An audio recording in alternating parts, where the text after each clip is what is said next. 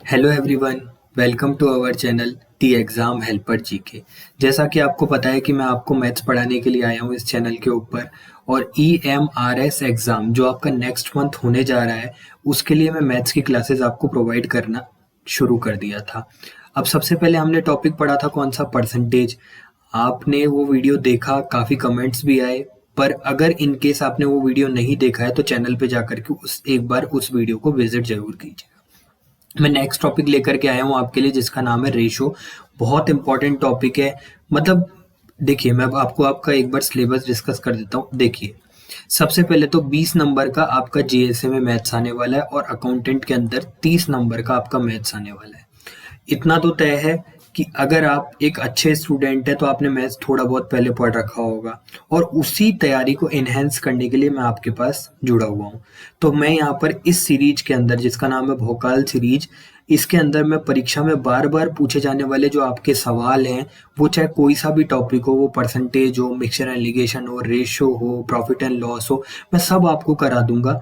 आप मेरे पे थोड़ा सा ट्रस्ट रखिए। अगर आप इस एग्ज़ाम को निकालना चाहते हैं तो मैथ्स की जो पोर्शन है वो आप मेरे भरोसे छोड़ सकते हैं। ठीक है, तो ज़्यादा टाइम वेस्ट नहीं करते, नेक्स्ट हम पीपीटी पर चलते हैं और पहले रेशो के बेसिक को समझते हैं और फिर उसके बाद नेक्स्ट अपन टॉपिक के ऊपर डिस्कस करते हैं। ठीक है, चलिए। देखिए, ये वाला जो सर ने वीडियो बनाया था कि जो मैं आपको मैथ्स के टॉपिक कवर कराऊंगा, percentage, profit and loss. Percentage हो गया, प्रॉफिट एंड लॉस हो गया, डिस्काउंट हो गया, और रेशो एंड प्रोपोर्शंस हो गया, एवरेज हो गया। ये सारे के सारे टॉपिक्स जो हैं मैं सब आपको कवर करवा दूंगा। आप इसके टेंशन मेरे ऊपर छोड़ सकते हैं। आप इसके में कोई दिक्कत नहीं, कोई परेशानी नहीं, बिल्कुल आप मस्त हो जाइए, सिर्फ पढ़ते रहिए। ठीक है, जैसे मैंने आपको परसेंटेज करवाया था वैसे ही आपको मैं सारी की सारी बकायदा सारी चीज़ें करवाऊंगा। ठीक है, तो मैं बढ़ता हूँ नेक्स्ट टॉपिक के ऊपर। नेक्स्ट टॉपिक हमारा क्या है, नेक्स्ट स्लाइड पे बढ़ता हूँ। नेक्स्ट स्लाइड, ये कंप्यूटर की क्लास बहुत ज़्यादा इंपॉर्टेंट है, बहुत ही ज़्यादा इंपॉर्टेंट है। कंप्यूटर की क्लास देखना मत भूलिएगा। ये जो क्लास है वो JSA, accountant, warden, hostel warden, lab attendant, TGT, PGT computer की क्लास है। मतलब सर का कोई जवाब ही नहीं है, मैं तो मतलब कुछ भी नहीं हूँ उनके सामने अभी। ठीक है, वो इतने साल से 3-4 साल आई थिंक उनको टीचिंग करते हुए हो गए, और बहुत अच्छा है, उन्होंने इतनी मेहनत करी है। वो खुद सीनियर क्लर्क हैं, सोचिए आप, लेवल 5 की जॉब पर हैं सर आज की तारीख में। इतना मेहनत करते हैं आज की, मतलब बहुत मेहनत करते हैं। तो इसलिए प्लीज़ सारा का सारा वीडियोस को सपोर्ट दें, लाइक करें और चैनल को सब्सक्राइब करें। चलिए, मैं अब कुछ भी नहीं बोलता हूँ, डायरेक्ट मैं चलता हूँ किसके ऊपर, हमारे, एक सेकेंड, हमारे टॉपिक के ऊपर।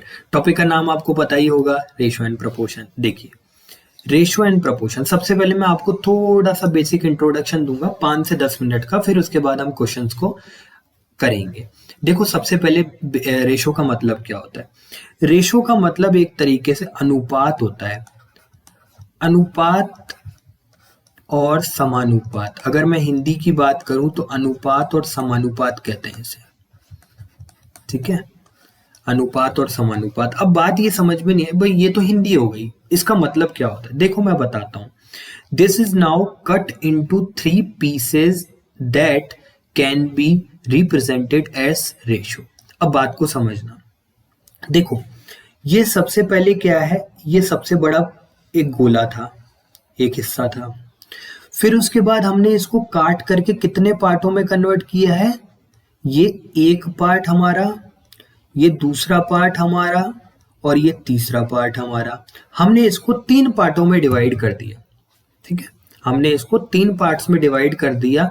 तो अब सोचो, इसमें जो ये इंग्लिश में लिख रखा है, मैं इसको हिंदी में बोल करके बताता हूं कि अब जो ये पीस है वो 3 पीसों में कन्वर्ट हो गया और ये रेशो में कन्वर्ट हो गया। कैसे, देखो एक बात बताओ, मैंने अगर 1:3 लिखा, मैं नीचे लिखता हूँ, ठीक है ना, साफ दिखेगा आपको। 1:3 लिखता हूँ, इसका मतलब क्या है कि ये जो एक हिस्सा है वो किसी तीनों 3 हिस्से मिल करके जो पूरा एक कंप्लीट बना रहा है। ये वाला जो कंप्लीट है वो कितने हिस्सों से मिल करके बना है। आप बोलोगे सर इसके अंदर 3 हिस्से जुड़े हुए हैं, जो कि यहाँ पर आपने स्प्लिट करके दिखा दिया, मतलब अलग अलग करके दिखा दिया।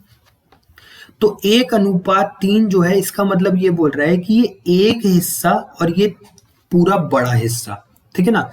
अनुपात और समानुपात का मतलब बहुत आगे तक लेकर के चलेंगे, पर अभी फिलहाल थोड़ा सा 10 मिनट के लिए शुरुआत में पता है क्या होता है, मैं जब बेसिक बताता हूँ ना तब स्टूडेंट्सों का मैसेज आता है, सर बेसिक हमको आता है, बेसिक हमको आता है, अब तो क्वेश्चन मोस्ट इंपॉर्टेंट करा दो, हम सब कर लेंगे। ऐसे बोलते हैं बहुत स्टूडेंट, बट सारे बच्चे आप जैसे नहीं होते, सारे स्टूडेंट एक जैसे नहीं होते। कोई बिल्कुल बिगिनर होता है, कोई मिड बिगिनर होता है, कोई प्रो होता है जिसको इससे कोई मतलब ही नहीं होता, डायरेक्ट क्वेश्चन लेता है, सॉल्व करता है और आंसर निकाल देता है। तो सारे होते हैं ना, इसलिए मुझे थोड़ा सा 5 से 10 मिनट बेसिक पे वो करने दो, फोकस करने दो, ठीक है। तो आपको समझ में आया मैंने क्या समझाया?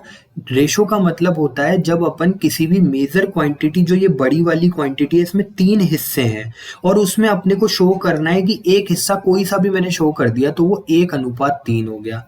रेशो को इससे भी लिखा जा सकता है, रेशो को 1/3 भी लिखा जा सकता है और रेशो का सिंबल ये भी लगाया जा सकता है। तीनों प्रेजेंट करते हैं रेशो को। आई होप ये क्लियर हो गया होगा। आगे बढ़ता हूं मैं नेक्स्ट स्लाइड के ऊपर। नेक्स्ट स्लाइड के ऊपर क्या है आपके लिए, देखो नेक्स्ट स्लाइड पे आपके लिए क्या है समझना।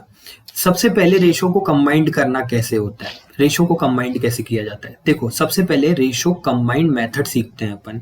एग्जांपल के लिए मैंने दे रखा है A रेशो B 9:8, दूसरा दे रखा है B रेशो 9 12:7, मतलब 9:8 जो है 1:B है, B/C जो है 12:17 है। अब यहाँ पर मुझसे लास्ट में पूछा गया है कि A, B और C जो है वो टोटल जो कंबाइंड करके रेशो आएगा, मतलब मिक्स करके जो रेशो आएगा वो क्या होगा।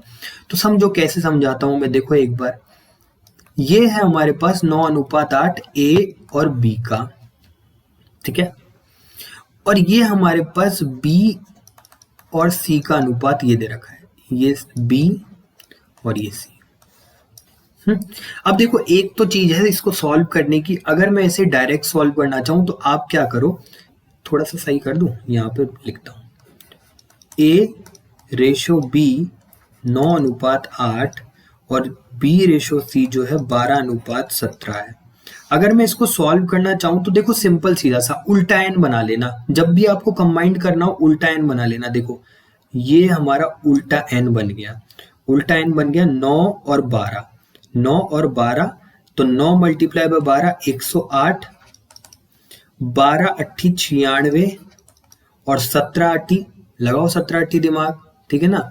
कभी भी अगर दिक्कत हो या तो मल्टीप्लाई कर दो या फिर क्या करो 17 मल्टीप्लाई बाय 10 कर दो। 17 मल्टीप्लाई बाय 10 करोगे कितना आएगा 170 माइनस 17 गुना 17 दूनी 34 माइनस करोगे 126, ऐसे निकाल सकते हो, ठीक है। ये यहां पर निकल जाएगा। अब बात ये आती है कि सर ये उल्टा एन आपने लाया कहां से, तो मैं समझाता हूं। देखो इसका पहले बेसिक समझा देता हूं। देखो रेशो को मर्ज कैसे किया जाता है। ये है हमारे पास 9:8, ये है हमारे पास B/17। अब देखो यहां पर है ना, ये कॉमन है, कॉमन का मतलब यहां पर भी B है और यहां पर भी B है, यहां पर A है और यहां पर C है। जब अपन इसको कंबाइंड करेंगे तो क्या B की फोटो सेम होनी चाहिए? अब बोलोगे सर सेम होनी चाहिए, B की फोटो सेम होनी चाहिए, तो मैं B की फोटो सेम कर लेता हूं। मैं यहाँ पर तो 3 से मल्टीप्लाई कर देता हूँ और यहाँ पे मैं 2 से मल्टीप्लाई कर देता हूँ।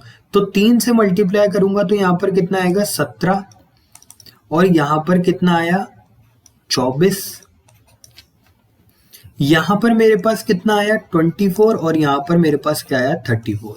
अब आप बोलोगे कि सर अब सही है, अब इसको मर्ज किया जा सकता है, तो आप डायरेक्ट अब मर्ज कर दो 27, 24 और 34, ये हमारा फाइनल उत्तर आ गया कंबाइंड करने के बाद। अब आप ये बोलोगे कि सर यहाँ पर उल्टा आ रहा है, यहाँ पर उल्टा आ रहा है और यहाँ पर ज्यादा आ रहा है, मतलब यहाँ पर कुछ अलग आंसर आ रहा है और यहाँ पर कुछ अलग आंसर आ रहा है। तो मैं आपको एक बात बताता हूँ, देखो रेशो जो है ना हमेशा सिंपलेस्ट फॉर्म, मतलब सरली फॉर्म के अंदर होता है। सरली फॉर्म का मतलब रेशो बिल्कुल एक कटा हुआ हिस्सा होना चाहिए, उससे ज्यादा आप उसको किसी से भाग नहीं लगा पाए। तो क्या इन सब में 4 का भाग जा रहा है? अब बोलोगे सर 4 का भाग जा रहा है क्या? हमें तो नहीं पता जा रहा है, जा रहा है नहीं जा रहा। अच्छा यहाँ पर थोड़ी सी मैंने गड़बड़ कर दी है ना, यहाँ पर 136 आएगा, ठीक है ना, सॉरी कभी कभार हो जाता है ना, ठीक है, माफी यार, ठीक है 136 आएगा। फिर उसके बाद मैं इसको 4 से डिवाइड कर देता हूँ, पूरे के पूरे रेशो को, 4 है ना, तो 4 से डिवाइड किया तो 4 से डिवाइड करने पर 27, 4 से डिवाइड करने के बाद 24, 4 से डिवाइड करने के बाद 24 और 4 से डिवाइड करने के बाद 34। ये हमारा फाइनल आंसर आ जाएगा, जो कि यहाँ पर भी ऐसा आया था, यहाँ पर भी ऐसा आया था। या तो उल्टा n बना लो या b को बराबर कर लो, ऐसे भी कर सकते हो, सिंपल सीधा सा है। या फिर एक तरीका और बताता हूँ, देखो सारे तरीकों के साथ में एक और तरीका बताता हूँ, क्योंकि बेसिक चल रहा है तो 5-10 मिनट अपन बेसिक के ऊपर बात करते हैं। 9 और 8, 12, अगर 12 जो है b है तो b के नीचे b लिख दो और 17 लिख दो। अब जो ये खाली जगह है ना, यहाँ पर इसके जगह खाली हो गई तो यहाँ पर 8 एज इट इज सरका करके लिख दो। इसके नीचे ये जगह खाली है तो इसको 12 को शिफ्ट करके यहाँ लिख दो, बस खत्म। अब वापस वही मल्टीप्लाई कर दो, 12 नम्मी 108, 12 8 96, 17 8 136। क्या वही आ गया क्या जो पहले आया था? ऐसे भी फिल कर सकते हो, कोई प्रॉब्लम नहीं है। I hope ratio combined method आपने समझ लिया होगा। रेशो को कंबाइन करना अब बाएं हाथ का खेल हो जाएगा, ठीक है। चलो नेक्स्ट स्लाइड के ऊपर मैं चलता हूं, देखें क्या है नेक्स्ट स्लाइड के अंदर। नेक्स्ट स्लाइड है अपने पास ये, अगर रेशो के अंदर आपको कभी ये वाली फॉर्म दे रखी होती है तो आप कैसे इसको सॉल्व करेंगे, ये हमारे लिए एक बड़ा चैलेंज है, ठीक है ना। सबसे पहले तो मैं देखो आपको एक नजर में समझाता हूं कि इसे कैसे सॉल्व किया जा सकता है। देखो वापस उतार लेता हूं, 5a 8b 12c। अगर आपके पास कभी ये वाली फॉर्म दे रखी है और आपसे पूछा है कि a ratio b ratio c क्या होगा, तो मैं देखो आपको एक बात बताता हूँ। सबसे पहले तो इसका बेसिक सबसे पहले बताता हूँ। देखो सबसे पहले तो एक बात ध्यान रखना, अगर मेरे पास ये फॉर्म होती है a b और c, अगर इसके नीचे कुछ भी दे रखा होता है, 6 सपोज करो, 8 सपोज करो, 9, तो ध्यान रखना ये वाली फॉर्म जो होती है ये रिप्रेजेंट कर रही होती है कि a की वैल्यू जो है वो 6 है, b की वैल्यू जो है वो 8 है और c की जो वैल्यू है वो 9 है। ये यहाँ पर ये रिप्रेजेंट कर रहा होता है। अब बात को समझना, अब ये हमारे पास 5 6 8b और 12c। अब आप बोलोगे कि सर ये तो नहीं है ऐसी फॉर्म, फिर कैसे करा जा सकता है? तो मैं बोलता हूँ वैसी फॉर्म बना लो, मैं बताता हूँ कैसे। 5 8 और 12 इन तीनों का एलसीएम लो, 5 8 और 12 इन तीनों का एलसीएम लो। आप बोलोगे सर 120 आया एलसीएम। मैं बोलता हूं कि इस 120 को यहाँ पर डिवाइड कर दो, इससे भी डिवाइड कर दो, इससे भी डिवाइड कर दो और इससे भी डिवाइड कर दो। आप बोलोगे हाँ सर समझ में आया, थोड़ा बहुत डिवाइड कर दिया, 24 आया, डिवाइड कर दिया 15 आया, डिवाइड कर दिया 10 आया। अब मेरे पास ये फॉर्म बन गई a divided by 24, b divided by 115, c divided by 10 और यही हमारा फाइनल आंसर आ जाएगा। तीनों का रेशो अगर देखें 24:15:10, ये हमारे पास अनुपात आ गया। सबसे पहले तो कंबाइन करने का ये तरीका। अब आप बोलोगे कि सर ये वाला तरीका अगर एलसीएम नहीं लगाएं तो कुछ और है। बिल्कुल जी और भी है, मैं बताता हूँ कैसे। देखो सबसे पहले अगर ये 5a है ना, अगर आपको a की वैल्यू निकालनी है तो 5a को छुपा लो और इन दोनों को मल्टीप्लाई कर दो। इन दोनों को मल्टीप्लाई करोगे कितना आएगा? 96 आएगा। ठीक है, इतना सिंपल, सबसे समझ में आया। अगर आपको 8b निकालना है तो 8b को छुपा लो और 5 और इसके जो वेरिएबल बचे होंगे 5 और 12 को मल्टीप्लाई कर दो, इसका हो जाएगा 60। क्लियर। नेक्स्ट अगर अपन 12c की वैल्यू निकालनी है अपने को तो c को छुपा लो, ठीक है, 12c को छुपा लो और इन दोनों को मल्टीप्लाई कर दो, जो कि अपने आ जाएगा 40। जब इसको सॉल्व करेंगे तो 4 से डिवाइड कर दो, 4 से डिवाइड करोगे, सिंपलेस्ट फॉर्म में चाहिए ना, सरली फॉर्म के अंदर चाहिए, तो 10 आ जाएगा, 15 आ जाएगा और 24 आ जाएगा। क्या यही आंसर मैं पहले ही लेकर के आ चुका था क्या, जब मैंने लॉन्ग मेथड से किया था? तो ऐसे वर्बली इसको कर सकते हो। वर्बली कैसे करोगे? 5a को छुपाओ, इन दोनों का मल्टीप्लीकेशन 96, 8b को छुपाओ, इन दोनों का मल्टीप्लीकेशन 60, 12c को छुपाओ, इन दोनों का मल्टीप्लीकेशन 40, डायरेक्ट आंसर। ऐसे भी सॉल्व किया जा सकता है, ठीक है। अगर आप मुझे ये बात बोलोगे कि सर और बेसिक से बताओ तो देखो और बेसिक करके करोगे क्या, मैं बता दूंगा, बताने में कोई दिक्कत नहीं है, पर वो बेसिक मत सीखो, ठीक है ना, उसका कोई एग्जाम में यूज है ही नहीं। और जब यूज ही नहीं है तो अपन उसको सीख करके टाइम वेस्ट करेंगे क्यों। नेक्स्ट मंथ आपका एग्जाम है, जितना हो सके आप कोर्स को कवर करो, क्योंकि ज्यादा भी आना चाहिए और पूरा भी आना चाहिए, तब जाकर के आपका एग्जाम क्रैक होगा, ठीक है। चलिए नेक्स्ट के ऊपर, नेक्स्ट चलो। अब देखो ये वाली फॉर्म आ गई। अभी मैं क्या थोड़ी देर पहले आपको यही बात समझा के आया था क्या, कि a/8 b/10 और c/13, यद्यपि अगर ये वाली फॉर्म आपको दे रखी है तो a का मान इसके नीचे वाला होगा, b का मान जो होगा इसके नीचे वाला होगा, b के नीचे वाला होगा, c के नीचे वाला c का मान होगा। क्या ये मैं समझा करके आ चुका था क्या, ठीक है। लॉजिक्स पे मत जाओ, अभी पहले सीखने की कोशिश करो, क्वेश्चंस के साथ भी और बहुत सारी चीजें बता दो, ठीक है। समझ में आ गया। लाइक कर दो यार, पिछली वीडियो पे लाइक इतना कम, ओनली 100 लाइक, बताओ। इतना मेहनत किया आप लोगों के लिए, इतना हंसते हंसते पढ़ाया, प्लीज लाइक कर दो, ठीक है ना। सबसे पहला काम लाइक, ठीक है ना, समझाने की जिम्मेदारी मेरी, ठीक है। सबसे पहले लाइक। चलो क्वेश्चंस आ गए, 10 मिनट का अपन का लेक्चर हो चुका है बेसिक का। अब मैं क्वेश्चंस के ऊपर बढ़ता हूँ, धड़ाधड़ उड़ा देंगे क्वेश्चन, ठीक है ना, टेंशन मत लो। आगे चलो क्वेश्चन पढ़ते हैं। यदि a/b 3/2 है तो बताइए 5a + 2b 3a + 4b का अनुपात मान क्या होगा। अब देखो सिंपल सीधा सा क्वेश्चन है, आपको बोला a और b की वैल्यू क्या रेशो में दे रखी है, बिल्कुल दे रखी है, तो बस इसमें रखना ही तो है। 5 × 5 को गुणा करेंगे अपन 3 से, क्योंकि a की वैल्यू 3 है, प्लस 2 को मल्टीप्लाई करेंगे अपन b से, तो 2 ही है, इसका रेशो बना लेंगे। फिर उसके बाद दूसरा अपने को दे रखा है 3a, 3 को मल्टीप्लाई करेंगे 3 से, प्लस 4 × 2 है, खत्म। सॉल्व करो, 15 15 और 4 19, यहाँ पर आ गया 3 3 × 3 9 9 और 8 17 17 आ गया हमारा आंसर, खत्म बात, ज्यादा नहीं, ठीक है ना। देखो सबसे पहले नॉर्मल मैं लाइफ की स्टेजेस बताता हूँ। आपने तैयारी करी, पढ़ाई करना है बहुत अच्छे से, प्रोसेस के ऊपर ध्यान देना है ना। MS धोनी हमेशा कहते हैं ना, आपने सुना होगा उनके इंटरव्यूज में, process is more important than result. दिक्कत यही है हमारी जनरेशन की, सिर्फ रिजल्ट के ऊपर फोकस करेंगे। सामने वाले की नौकरी लगी, आज वो पैसा कमा रहा है, बहुत अच्छा ठीक ठाक पैसा कमा रहा है, अपने घर परिवार को एक प्राउड लाइफ दे रखा है, तो बस नौकरी कैसे लगी। अरे नौकरी कैसे लगी क्या, उसके ऊपर उसका स्ट्रगल, उसका मेहनत, उसके जब सिलेक्शन नहीं होंगे तो वो कितना रोया होगा, कितना उसने लाइब्रेरी के अंदर टाइम स्पेंड किया होगा। एटलीस्ट उस प्रोसेस के ऊपर तो ध्यान दिया जाए, तो आप प्रोसेस के ऊपर ध्यान दीजिए, ठीक है ना, सब कुछ सही होगा। तो अच्छे से पढ़ते रहिए, ठीक है ना, और लाइक कर दीजिए।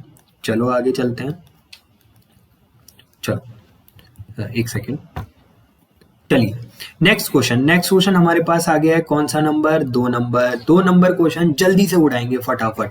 यदि a/b/a जो है बराबर 0.7 है तो बताइए a - b a + b + 11/34 का मान क्या होगा। अब देखिए समझिएगा, b/a 0.7 है, क्या ये सिंपलेस्ट फॉर्म है। आप बोलोगे सर सिंपलेस्ट फॉर्म तो नहीं है, क्योंकि यहाँ पर पॉइंट वाली वैल्यू है, पॉइंट को वैल्यू को हटाओ सबसे पहले तो, फिर उसके बाद आपके पास b और a का मान आ जाएगा 7/10। हम बोलेंगे अब सही है, b का मान पता चल रहा है 7 है, a का मान पता चल रहा है 10 है, अब बिल्कुल सही है सर, ठीक है। अगर आपको ये पता लग गया है तो इसके अंदर पुट ही तो करना है, बस पुट कर दो। a की वैल्यू कितनी है 10 - 7 डिवाइडेड बाय, ये बोल रखा है ना साफ साफ, a - b कर दिया, a + b करोगे कितना आएगा 17 आएगा, 10 + 7 + 11/34। जब अपन इसको सॉल्व करेंगे तो 3 + 11 डिवाइडेड बाय 17 + 34। अब एक बात बताओ, क्या आपको इसको सॉल्व करना आता है। अगर ये सॉल्व नहीं करना आता तो आपका मैथ्स बहुत कमजोर है, ठीक है स्टूडेंट्स, आपका बहुत कमजोर है मैथ्स, ठीक है ना। उसको भी मैं सॉल्व करना सिखाता हूँ, धीरे धीरे मेरे पास चलते रहिए। देखो इसको सॉल्व करने का तरीका मैं बताता हूँ, यहाँ पे आगे सॉल्व कर देता हूँ, इसको ऊपर ले जा करके मैं सॉल्व करता हूँ। देखो सबसे पहले इन दोनों का एलसीएम लेना होता है, एलसीएम लेना है 34। 17 से इसको डिवाइड करो, कितनी बार जाएगा 2 बार, और 2 जो आया है 2 को 3 से मल्टीप्लाई करो तो ये आपके पास आ जाएगा 6। 34 को इससे डिवाइड करना है, 34 एक बार, 1 multiply bye 11 equals to 17।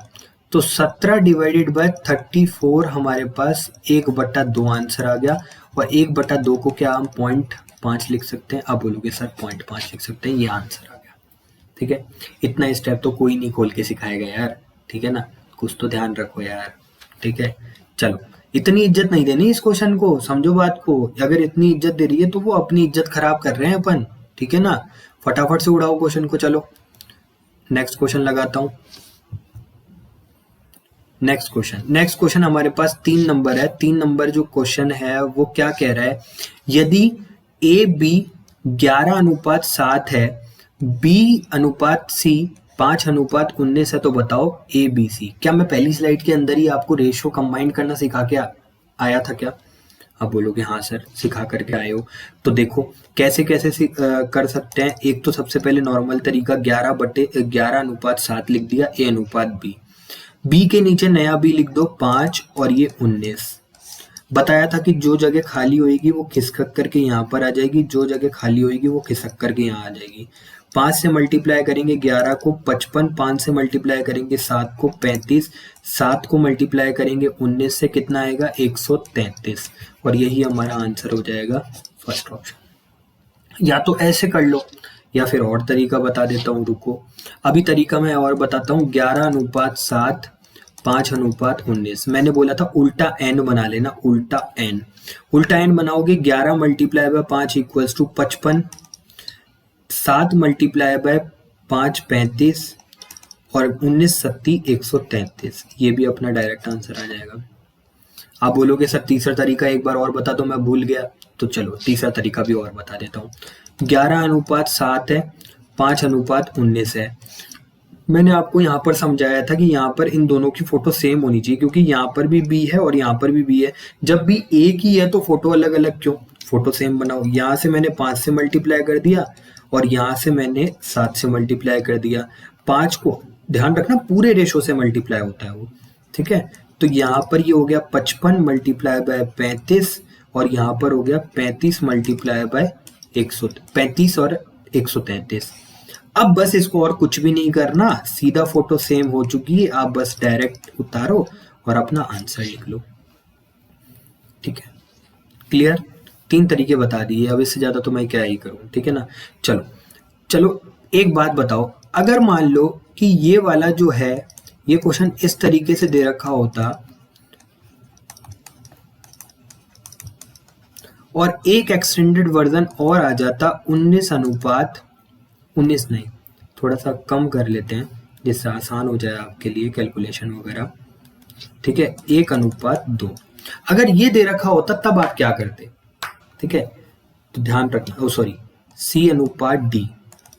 C/D अगर 1 और दे रखा होता। अब मुझसे रेशो ये पूछा कि A, B, C और D इन चारों को कंबाइन करके बताओ। अब आप थोड़ा सा कंफ्यूज हो जाएंगे, तो मैं बोल रहा हूँ कंफ्यूजन होने की कोई जरूरत नहीं है, मैं बताता हूँ। देखो 11:7 5:19 और 1:2। अभी भी आपको उल्टा एन ही बनाना है, बस अब क्या होगा जहां पर आप 2 का मल्टीप्लाई करे थे वहां पर 3 का मल्टीप्लाई कर दो। 11 मल्टीप्लाई बाय 5 मल्टीप्लाई बाय 1 तो ये हो जाएगा 55। अब 11 को छोड़ दो, 5 multiply by 1 multiply by 7 equals to 35। अब 5 को छोड़ दो, 1 मल्टीप्लाई बाय 7 मल्टीप्लाई बाय 19 133। अब 1 को छोड़ दो, 7 मल्टीप्लाई बाय 19 मल्टीप्लाई बाय 2 कितना हो जाएगा 266। ये हमारा फाइनल आंसर हो जाएगा। तो ये ratio A, ratio B, ratio C, ratio D ये वाला आ गया कंबाइन करके। आई होप क्लियर हो गया होगा। ये मैंने 3 का भी सिखा दिया। 3 का आपके एग्जाम में कम आएगा, 2 का ही कंबाइन करने का आ जाएगा, ठीक है। तो इसको समझ लीजिएगा, ठीक है ना, अच्छे से। अगर कम समझ में आ रहा है, देखो टाइम की कमी है तो मुझे भी थोड़ा बहुत खिंचाना पड़ेगा, ठीक है ना। अगर कम समझ में आ रहा है, वीडियो आपके पास है, एक बार नहीं 100 बार देखो, 50 बार देखो, 1000 बार देखो, फ्री ऑफ कॉस्ट है, सब कुछ फ्री ऑफ कॉस्ट है, ठीक है ना। पीडीएफ पे टेलीग्राम चैनल पे डाल दिए परसेंटेज की, जाकर के देख लो। चलो आगे चलते हैं। नेक्स्ट क्वेश्चन हमारे पास क्या कह रहा है, इफ ए रेशो बी, यदि A रेशो B 2/3 है और B रेशो C 5/8 है, तो बताओ 3A plus C 4B minus C क्या होगा। अब सबसे पहले तो क्वेश्चन को सॉल्व करना सीखो। देखो A रेशो B का मतलब होता है A/B 2 और 3, मतलब A के सामने A की वैल्यू दे रखी है, B के सामने B की वैल्यू दे रखी है। फिर उसके बाद B/C है 5/3, ठीक है ना। B के सामने B की वैल्यू दे रखी है, C के सामने C की वैल्यू दे रखी है। पर क्या बताओ B और B यहाँ पर दोनों बराबर है क्या। आप बोलोगे सर कंबाइन तो कर ही नहीं सकते, मतलब इसको कंबाइन तब तक नहीं कर सकते जब तक यहाँ पर फोटो बराबर ना हो।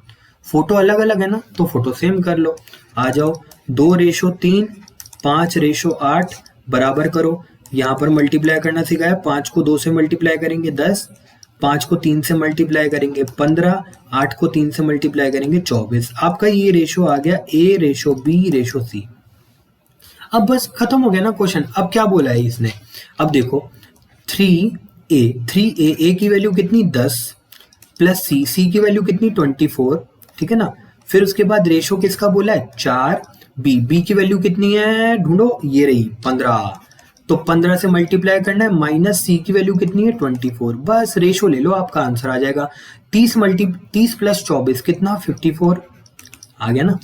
60 और 4 मल्टीप्लाई 15 60, 60 में से 24 माइनस करेंगे कितना आएगा 36। फाइनल रेशो अगर अपन देखेंगे तो 3:2। मैंने 18 से इसको काट दिया और ये अपना आंसर आ गया। इजी, ठीक है। रेशो को सेम करना है, सबसे पहले रेशो को मर्ज करना है। मर्ज करने के लिए अपने को कौन सी फोटो बराबर करनी पड़ेगी 5। या तो आप ऐसे मर्ज कर लो या फिर आप इनकी B की फोटो बराबर कर लो। अगर आप बराबर करोगे तभी जाकर के कंबाइन कर सकते हो, ठीक है। आई होप क्लियर हो रहा होगा। लाइक वाइक कर दो, ठीक है ना। बताना पड़ता है, बार बार बोलना नहीं पड़ता। अच्छे स्टूडेंटों को बार बार नहीं बोलना पड़ता, ठीक है ना, मेरे हिसाब से, ठीक है ना। चलो नेक्स्ट अपन क्वेश्चन पे बात करते हैं। यही वाला क्वेश्चन पहला इसी से ही क्लास ली थी मैंने, याद है आपको। अब बताओ, जल्दी से बता दो, मैं तेको सेकंड्स में ये वाला क्वेश्चन करके दिखाऊंगा। जब मुझे A की वैल्यू चाहिए, इसको हटाओ, इन दोनों को मल्टीप्लाई करो 20। जब मुझे B की वैल्यू चाहिए, इसको हटाओ, इन दोनों को मल्टीप्लाई करो 15। जब मुझे C की वैल्यू चाहिए, इसको हटाओ, इन दोनों को मल्टीप्लाई करो 12। आंसर खत्म। इतना सेकंड लगा, कुछ नहीं लगा। अच्छा, आप बोलोगे कि सर पुराना मेथड, एक और मेथड समझा दो। मैं बोलता हूँ बेसिक भी समझा देता हूँ। देखो 3A बराबर 4B बराबर 5C। अब मैंने बोला था कि इसका एलसीएम ले लो। आप बोलोगे सर एलसीएम कितना है, एलसीएम 60 आएगा, ठीक है ना। एलसीएम 60 आएगा, 3, 4 और 5 का एलसीएम जो होता है वो 60 आता है। 60 से इनको डिवाइड कर लो, 60 से डिवाइड कर लो। इसका डिवाइड करने पर 20 आया, इसका डिवाइड करने पर 15 आया, इसके डिवाइड करने पर 12 आया। और क्या मैं अभी शुरुआत में यही समझा के आ चुका हूँ, A के नीचे वाली वैल्यू हमेशा A वैल्यू होती है, B के नीचे वाली B की वैल्यू होती है, C के नीचे वाली C की वैल्यू होती है। तो ये वाला ही रेशो बन जाएगा और अपना आंसर आ जाएगा, जो कि ये वाला है। ये मेथड भी समझा दिया मैंने, ठीक है। चलिए नेक्स्ट चलो, बहुत खींचना है क्वेश्चन। चलो आगे चलो, ये वाला क्वेश्चन खुद से कर लेना, ठीक है ना। ये वाला सेम का सेम टाइप का क्वेश्चन है। कुछ तो तुम कर लो, कुछ तो कर लो। तुम्हारे को एग्जाम लिख करके आना है। मैं तो जॉब कर रहा हूँ, ठीक है ना। मैं रोज ऑफिस जाता हूँ, ठीक है ना। सैटरडे संडे वैसे मेरी छुट्टी रहती है, बट अदर डे मैं रोज जाता हूँ और मेरी सैलरी भी आती है 30 तारीख को, और बहुत अच्छी सैलरी आती है। जब जाकर के मैं अपने फादर को भी पैसा भेजता हूँ, मेरी मम्मी को भी पैसा भेजता हूँ, और वो बहुत खुश हैं हमारी जॉब से, ठीक है ना। वही प्राउड देना है ना आपको भी। तो जेएस है और अकाउंटेंट के अंदर मैथ्स पढ़ लो, वरना तोड़ देंगे तुम्हें, ठीक है। चलो, अरे मजाक कर रहा हूँ, ठीक है। अल्टीमेटली सबका गोल, राहुल सर का गोल भी यही है, मेरा गोल भी यही है कि आपको एक रेपुटेटेड जॉब तक पहुंचाना। ओके, चलें आगे चलो। नेक्स्ट क्वेश्चन क्या है, यदि a plus B divided by c बराबर 23 divided by 12, b plus C divided by a equals to 17 divided by 8। Clear? अब समझना बात को। अब आप बोलोगे कि सर यहाँ पर फोटो बराबर करने का तो कुछ है ही नहीं, किसकी फोटो बराबर करूं। यहाँ पर C है तो यहाँ पर इंडिविजुअल C नहीं दे रखा, यहाँ पर B प्लस C है तो यहाँ पर इंडिविजुअल नहीं है, A प्लस B है। तो किसकी फोटो बराबर करूं? आप एक चीज भूल गए। आप एक चीज क्या भूल गए कि भाई यहाँ पर a प्लस बी प्लस सी है, दोनों को अगर जोड़ लिया तो a प्लस बी प्लस सी की वैल्यू कितनी हो गई? आप बोलोगे 35। यहाँ पर अगर मैं a प्लस बी प्लस सी को जोड़ लूंगा तो इसकी वैल्यू कितनी हो गई? 3 और 25 सॉरी 25 हो गई। क्या इन दोनों को ऐड करने पर वैल्यू बराबर आ रही है? आप बोलोगे सर नहीं आ रही है। तो यही लोचा है शायद। तो मैं बोलता हूं यही लोचा है। इसको सॉल्व करने के लिए आपको क्या करना पड़ेगा? एलसीएम लेना पड़ेगा। एलसीएम कितना आएगा? 175। 175। इसको अगर अपने को 175 बनाना है किससे मल्टीप्लाई करना पड़ेगा? 7 से। 7 से या 5 से? नहीं बबुआ, 5 से। ठीक है ना, 5 से इसको मल्टीप्लाई करना पड़ेगा 5 से, और इसको अपने को करना पड़ेगा 7 से। अब आपको एक बात बताऊं, मैं बहुत अच्छी सी बात बताना हूं। यहाँ से अपने को पता चल गया 5 से मल्टीप्लाई होगा, यहाँ पे 7 से मल्टीप्लाई होगा। अब ध्यान रखना, इस बात को भी बहुत अच्छे से समझना, जो आपने मल्टीप्लीकेशन किया है ना वो ऊपर नीचे दोनों होगा। तो 5 से इसको भी करना है, 5 से इसको भी करना है, 7 से इसको भी करना है, 7 से इसको भी करना है। क्लियर हुआ? थोड़ा बहुत आगे और समझाता हूँ। देखो, इसको मैं हटाता हूँ 175 को यहाँ से, और इसको सॉल्व करेंगे तो अपन ये आएगा 115 और ये आएगा 60। इसको अगर मैं सॉल्व करूंगा तो ये आएगा 119 और ये आएगा 56। अब मेरे पास वैल्यू समझना, अब इस बात को बहुत अच्छे से समझना। मैं आपको जो समझाने की कोशिश कर रहा हूँ, ये C है। मैंने आपको बताया था C के सामने वाली जो वैल्यू होगी वो C हो गई। क्या मेरे पास एक इंडिविजुअल C की वैल्यू आ गई? आप बोलोगे सर आ गई। ये A है, A के सामने वाली जो वैल्यू है 56 है, क्या A की वैल्यू 56 आ गई? आप बोलोगे सर बिल्कुल आ गई। अब बोलोगे कि आप B कैसे निकालें सर? अब मैं बोलता हूँ यार B में बचा क्या है? या तो आप, अभी मैंने बताया था A प्लस बी प्लस सी की वैल्यू 175 के बराबर है रेशो के अकॉर्डिंग, या तो इन दोनों को जोड़ करके 175 में से माइनस कर दो, या फिर एक काम करो ना, एक काम करो, अगर आपके पास B की वैल्यू आ गई, आपके पास C की वैल्यू आ गई, तो क्या B और C जो है वो 119 है। इसमें से अगर अपन ने 60 को माइनस कर दिया, मतलब B को माइनस कर दिया, तो बचा हुआ हिस्सा कितना हो जाएगा? बताओ, बचा हुआ हिस्सा कितना हो जाएगा? B हो जाएगा। तो बचा हुआ हिस्सा 59 B हो गया। आई होप क्लियर हुई होगी थोड़ी बहुत बात। नहीं हुआ? नहीं हुआ तो और भी देख लेना, कोई प्रॉब्लम नहीं है। ठीक है ना। चलो, अब पूछा क्या है सबसे पहले, अब तो रिजल्ट तो बताओ। पूछा है A प्लस सी जो है, A प्लस सी बट्टे B की वैल्यू कितनी होगी, उसका मान पूछा है। तो बस सॉल्व कर लो ना। A प्लस सी कितना होएगा? इन दोनों को अगर अपन जोड़ेंगे 60 और 56 को 116 और डिवाइड करेंगे अपन B से तो 59, और यही हमारा फाइनल आंसर आ जाएगा। अब आप बोलोगे सर आंसर तो यहाँ टिक कर रखा है। अरे यार, ये तो प्रिंटिंग एरर है, कैसे भी हो सकती है, आंसर आपका फाइनल यही होगा।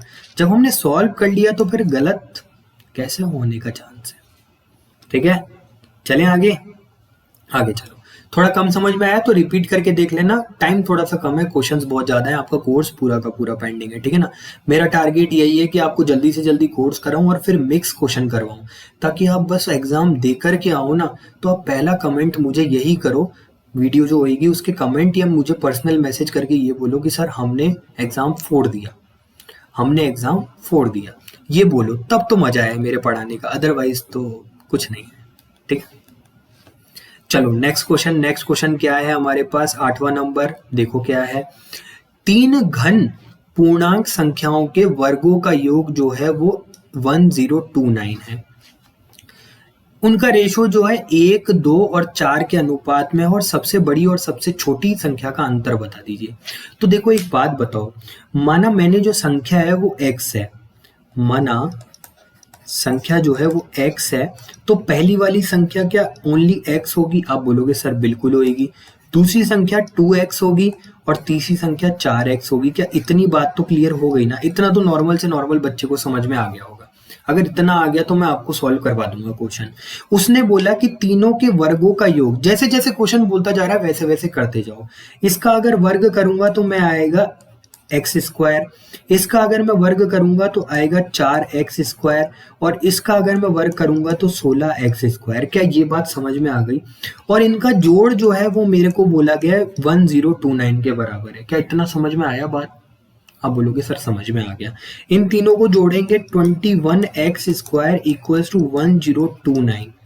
अगर अपन इसको काटेंगे तो ये हमारे पास 21 से जाएगा कितनी बार, सोचो दिमाग लगाओ। 21 से 105 बार 5 बार जाता है तो 4 बार जाएगा, 4 बार 84 जाएगा, ठीक है ना। 84 करेंगे और ये वाला माइनस करेंगे तो कितना आएगा, 17 आएगा, 89 आएगा, 18 आएगा। 189 में अगर 21 का डिवाइड करेंगे 9 आएगा। अब आप बोलोगे कि सर एक्स स्क्वायर की वैल्यू कितनी है, 49 है। वैसे अगर मैं स्क्वायर को शिफ्ट करता हूं तो यहाँ पर एक्स की दो वैल्यूज आएंगी, एक पॉजिटिव और एक नेगेटिव, पर हम यहाँ पर पॉजिटिव वैल्यू लेकर के चलेंगे तो हमारे पास 7x की वैल्यू आ जाएगी। अब आप बोलोगे सर 7x की वैल्यू आई है, बिल्कुल आई है। अब आप इसको सॉल्व कर लीजिए। आपको क्या बोला है, बड़ी संख्या कितनी है, 4, और छोटी संख्या में अंतर, कितने का अंतर है, 3x का अंतर है। x की वैल्यू कितनी है, 7। आपको कितना चाहिए, 3x चाहिए, 3 से यहाँ मल्टीप्लाई, 3 से यहाँ मल्टीप्लाई, 21 आपका आंसर आ जाएगा, जो कि 100% यही आंसर है।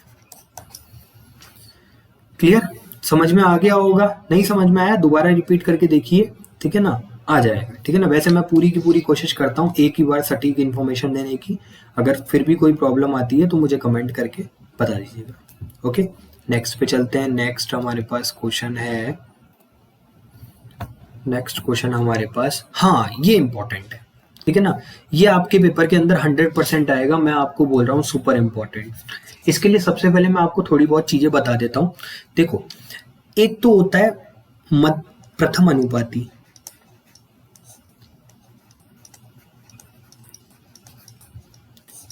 एक होता है द्वितीय अनुपातिक या उसे मध्य अनुपातिक कहते हैं, और एक होता है तृतीय अनुपाती।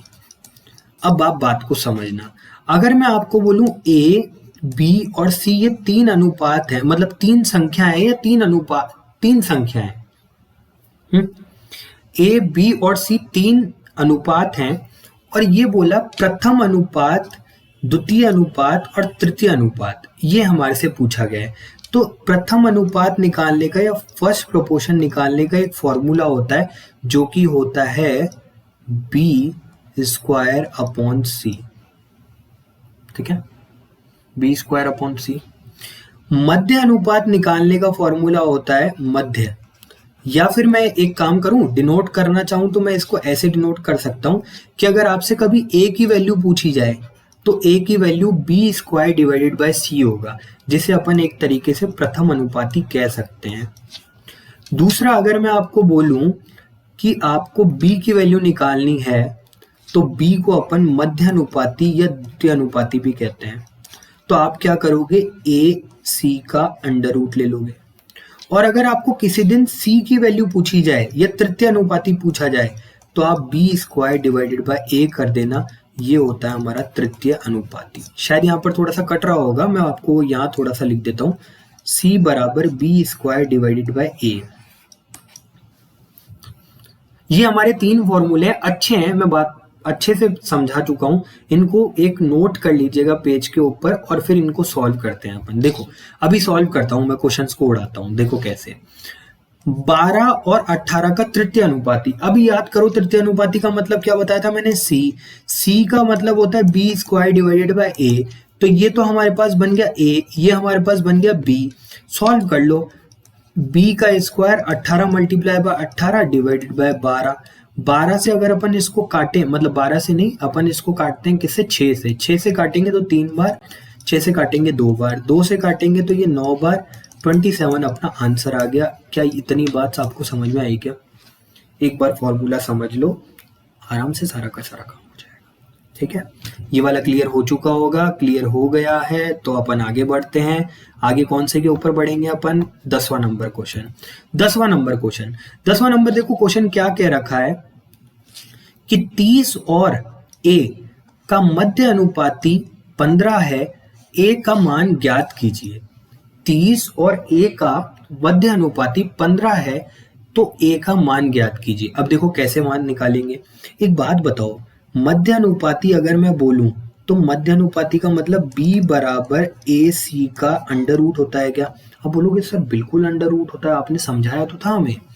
तो अब देखो ना, B कितना है हमारे पास, 15 मध्य अनुपाती की वैल्यू दे रखी है, ए हमारे पास ए या बी मान, ठीक है, 30 मल्टीप्लाई बाय ए, इसका अंडर रूट चाहिए।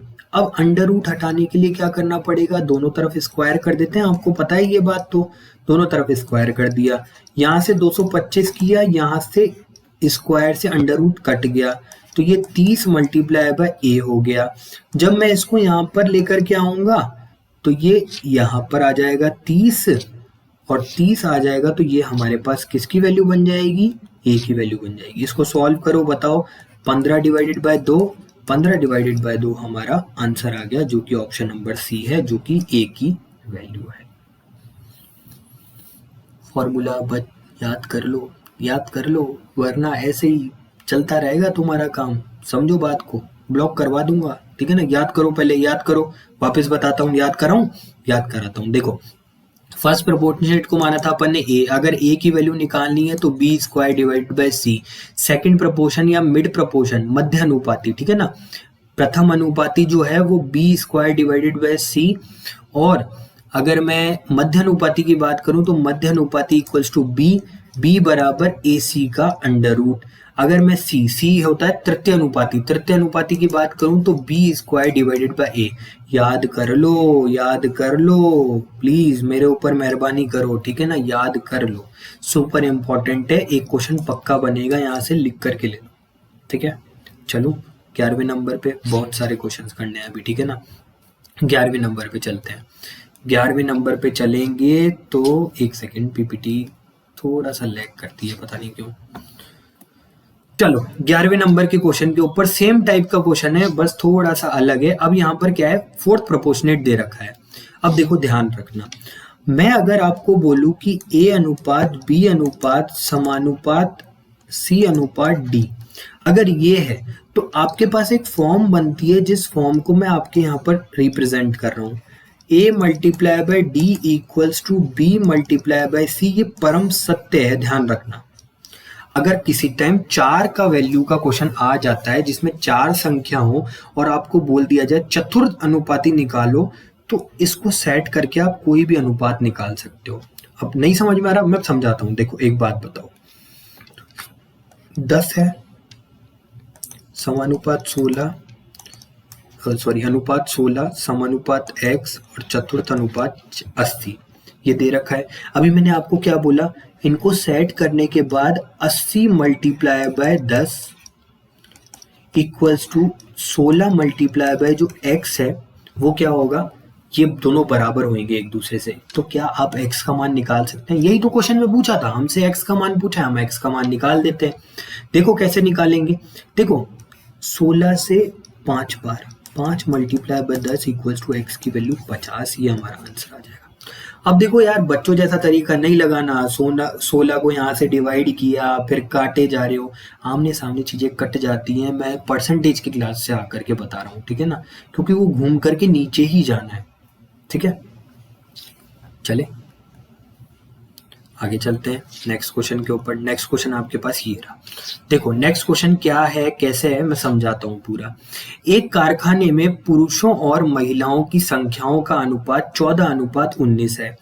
यदि कारखाने में कुल कर्मियों की संख्या 2145 हो तो कारखाने में महिलाओं की कर्मियों की संख्या बताओ। इजी सा क्वेश्चन है।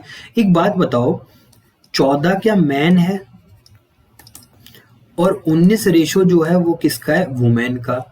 अगर अपन मैन और वुमेन के रेशो को जोड़ देते हैं तो ये टोटल हो जाएगा 29। क्या हो जाएगा, क्या आप बताओ, हो जाएगा। अब ये 29 यूनिट की वैल्यू पेपर में दे रखी है, मतलब क्वेश्चन में दे रखी है 2145।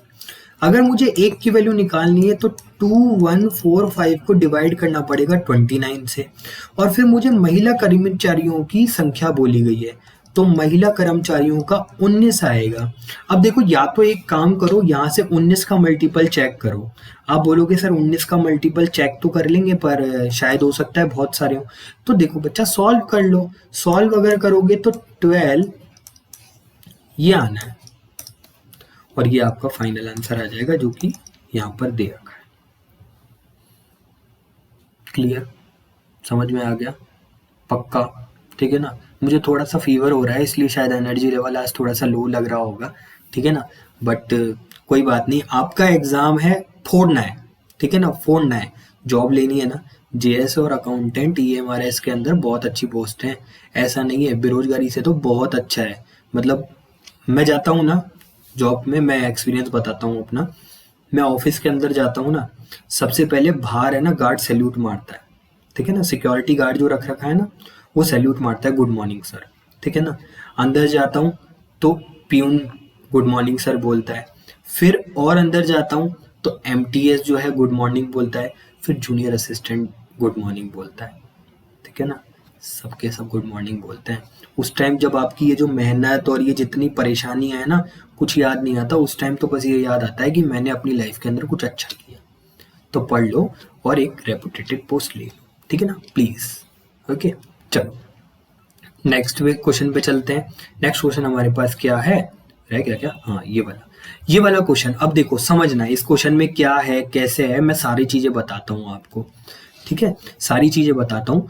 दो संख्याएं 29 20 के अनुपात में है, 29 और 20 के अनुपात में है, उनमें से प्रत्येक संख्या को यद्यपि 420 कम करने पर उसका अनुपात इतना हो जाता है। अब एक बात बताओ, देखो सबसे पहले तो मैं इस क्वेश्चन को बेसिक से सॉल्व करके बताता हूँ, फिर डायरेक्ट आपको तरीका बताऊंगा। देखो कैसे, सबसे पहले मैं उस संख्या को मान लेता हूँ 29x और दूसरी संख्या को मान लेता हूँ 20x। ये दो संख्याएं मान ली मैंने, दो संख्या। अब एक बात बताओ, 29x में से यद्यपि 420 माइनस किया जाए और 20x में से 420 माइनस किया जाए तो उनका जो रेशो होगा 17:11 होगा। ये तो देखो बेसिक फॉर्म बनती है, आप इसको सॉल्व कर लो, आंसर आ जाएगा। पर मैं ये सॉल्व नहीं कराऊंगा आपको, क्यों, क्योंकि ये आपका मतलब खराब कर देगा आपका काम, ठीक है ना। ये बेसिक है, किसको करना हो तो सॉल्व कर लेना, आंसर आ जाएगा, ठीक है। पर मैं आपको डायरेक्ट तरीका बताता हूँ कैसे। 29 और 20, इसमें से भी 420 माइनस किया है और इसमें से भी 420 माइनस किया है और इसका रेशो 17:11 हो गया। अब एक बात बताओ, 29 में से अगर मैंने 420 माइनस किया तो इन दोनों का अंतर कितना है, मेरे को बताना जरा। अरे बोल दो, हाँ ना, कुछ तो बोलो, ठीक है ना। नहीं आ रहा तो कोई बात नहीं, थोड़ा कोशिश करो। ये 12, इन दोनों, इसका अंतर अगर आप बोलोगे तो 9। क्या ऐसा पॉसिबल है क्या कि किसी भी संख्या में से अगर अपन दोनों में समान संख्या माइनस करिए और अंतर अलग अलग आ रहा है। आप बोलोगे सर ये बात तो गलत है, जब भी अपन माइनस कर रहे हैं तो अंतर तो बराबर आना चाहिए, क्योंकि अंतर दिख रहा है ना, 420 बराबर है। तो आप इसको अंतर बराबर करो, मैं आपको सिखाता हूं अंतर बराबर कैसे करते हैं। 29 और 20 और 17 और 11, आप एक काम करो, इन दोनों का अंतर लो, आपके पास आया 6। इन दोनों का अंतर लो, कितना आया बताओ, सॉरी यहाँ पे आएगा 9 और ये आएगा 6। अब इस अंतर को मल्टीप्लाई कर दो एक दूसरे से, 9 को यहां से मल्टीप्लाई कर दो, 6 को यहां से मल्टीप्लाई कर दो। अगर आप इसको मल्टीप्लाई करोगे तो 9 छिक्की 54, 6 नम्मी 54, 5 6 मल्टीप्लाई बाय 12 और 5 27, यही होगा। सही है, देख लो कैलकुलेशन, मैं थोड़ा कमजोर हूं मैथ्स में, ठीक है, सही है, कमजोर, ठीक है ना। 9 मल्टीप्लाई बाय 120, यहां से नॉट से मल्टीप्लाई किया तो 9 मल्टीप्लाई करेंगे तो 153, और यहां से अगर अपन ने इसको 9 से मल्टीप्लाई किया तो 99। अब क्या इन दोनों का अंतर जो है वो 21 आ रहा है, इसका भी 21 आ रहा है, इसका भी 21 आ रहा है। अब आप बोलोगे कि सर अब सही है, और क्या ये जो अंतर था ये वही अंतर है ना जो अपन ने 420 में से माइनस किया था, जिसकी वैल्यू 21 पेपर के अंदर, मतलब अब सॉल्व करके अपन ने निकाल लिया ना अंतर, तो 21 अंतर आ गया। तो इसका मतलब 1 यूनिट की वैल्यू सर आपने निकाल दी, और ये तालियां आपके लिए हो जाए, इस 1 यूनिट की वैल्यू आपके पास आई है 20। क्लियर, आई होप क्लियर हो गया होगा। अब समझना, अब आप बोलोगे कि सर क्वेश्चन पूछा क्या है ये तो बता दो। संख्याओं के बीच का अंतर पूछा है, तो ये संख्याएं थी एग्जैक्टली पूछा है, ये वाली मत कर देना, ठीक है ना, ये तो बाद वाली है। संख्याएं 174 और 120 बन चुकी है, जो ये वाला रेशो अब कट हो जाता है, जो आपने बनाया है जिसके अकॉर्डिंग कैलकुलेशन हुई है वही बनता है। तो 174 और 120 का अंतर निकालेंगे तो 54, और एक यूनिट की वैल्यू अगर 20 है तो 54 यूनिट की वैल्यू 1080 हो जाएगा, जो कि अपना फाइनल आंसर है। शायद मेरे हिसाब से थोड़ा सा कम समझ में आया होगा ये वाला पोर्शन, पर ऐसा एक और क्वेश्चन है, मैं आपको और समझाने की कोशिश करता हूँ दूसरे क्वेश्चन के द्वारा, ठीक है। ठीक है, चलो ये नया क्वेश्चन अपने पास आया है, अच्छा क्वेश्चन है, इंपॉर्टेंट क्वेश्चन है, मार्क कर लो, ठीक है ना। शायद हो सकता है ये आपको कम भी समझ में आए, अच्छा क्वेश्चन है, पर मैं समझाऊंगा, ठीक है ना। मैंने कल आपको यही बात बोला था, मैं आपके साथ धोखा नहीं करूंगा, नहीं करूंगा, नहीं करूंगा। पेपर अगर अच्छे लेवल का थोड़ा बहुत आ जाए तो आप उन स्टूडेंट्स में से हो, दी एग्जाम हेल्पर के स्टूडेंट ऐसे हों जो 100% स्कोर करने की क्षमता रखें, ठीक है। वातानुकूलित स्लीपर और साधारण शयनयान श्रेणी के रेलवे किराए का 4:1 में है। वातानुकूलित शयनयान और साधारण शयनयान श्रेणी के यात्रियों की संख्या 3:25 है, तो कुल संग्रह ये हो। अब देखो समझना, कल याद करो मैंने आपको बताया था एक फॉर्मूला, परसेंटेज जब मैं पढ़ा रहा था तब मैंने आपको बताया था कि प्राइस को हिंदी में कहते हैं कीमत। कल एक बच्चा बोलता है कि सर हिंदी में लिखा करो, तो चलो हिंदी में लिख देते हैं, ठीक है ना। सेल्स यूनिट, ठीक है ना, सेल्स यूनिट, कीमत के साथ यूनिट, अब यार यूनिट को कहा क्या जाता है, हाँ बिक्री संख्या, ठीक है, बिक्री संख्या। अगर इन दोनों को मल्टीप्लाई करेंगे तो अपने पास आएगा रेवेन्यू, और रेवेन्यू को कहते हैं अपन राजस्व, ठीक है, क्लियर। अब एक बात बताओ, आपके पास किराए का अनुपात दे रखा है 4:1, और आपके पास सीटें अगर हैं 3 और यहाँ पे सीटें 25, तो क्या किराया आ गया क्या ये पूरा का पूरा। अब बोलोगे हाँ सर थोड़ा बहुत समझ में आया, दोबारा एक बार रिपीट करो, रिपीट करता हूँ। देखो एक बात बताओ, एक सीट का किराया है 4 रुपए और सीटें हैं अगर 3 और तीनों ही बुक हो गई, तो एक बात बताओ हमारे पास पैसा कितना आएगा। आप बोलोगे सर 12 रुपए आएगा। मैं बोलता हूं कि सीटें जो है किराया है 1 रुपए और सीटें हैं 25, अगर सारी की सारी बुक हो गई तो आपके पास पैसा कितना आएगा, 25। सही बात है।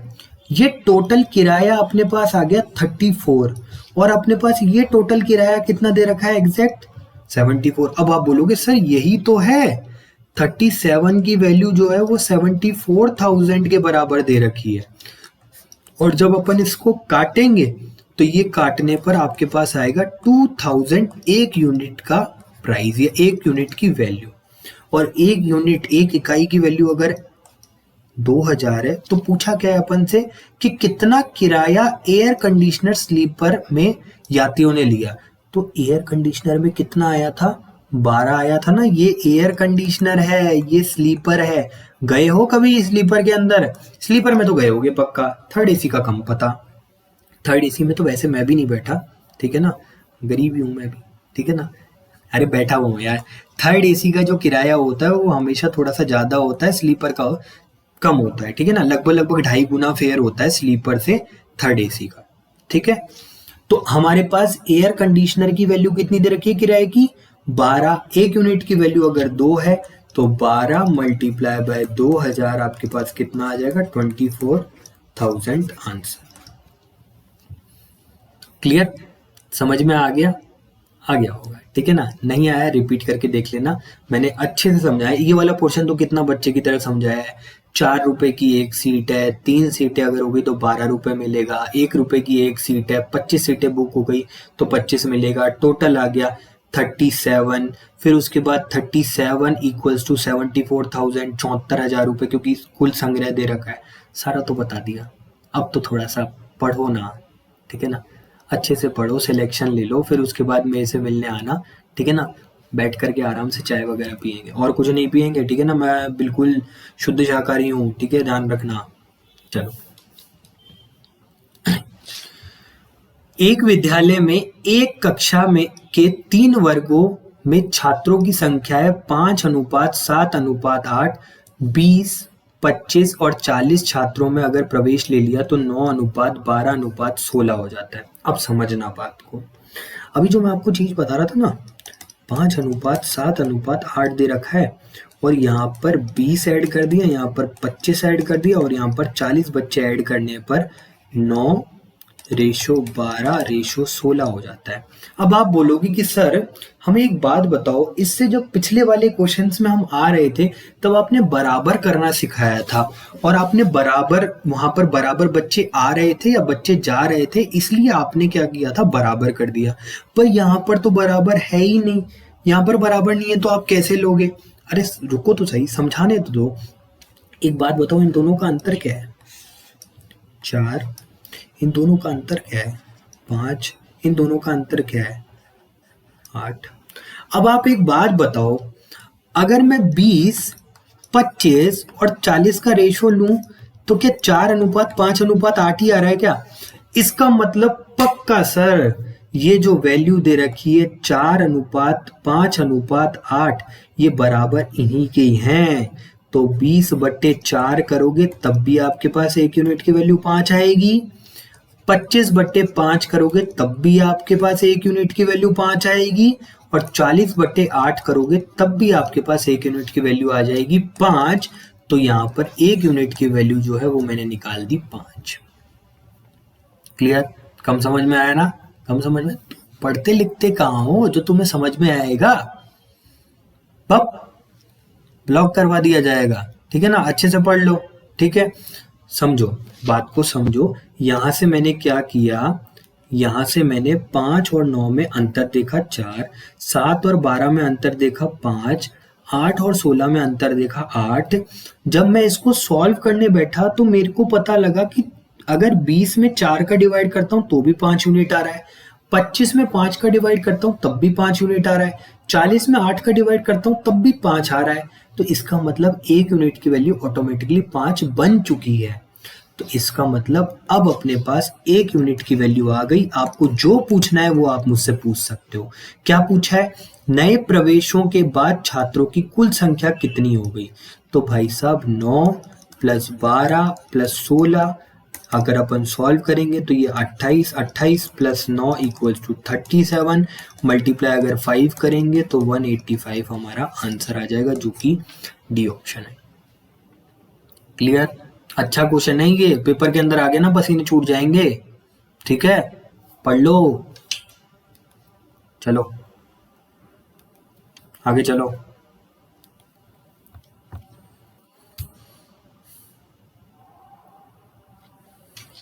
ये वाला क्वेश्चन खुद से ट्राई करना, ठीक है ना? नहीं समझ में आया तो मैसेज करना, मैं अगले वीडियो के अंदर बता दूंगा।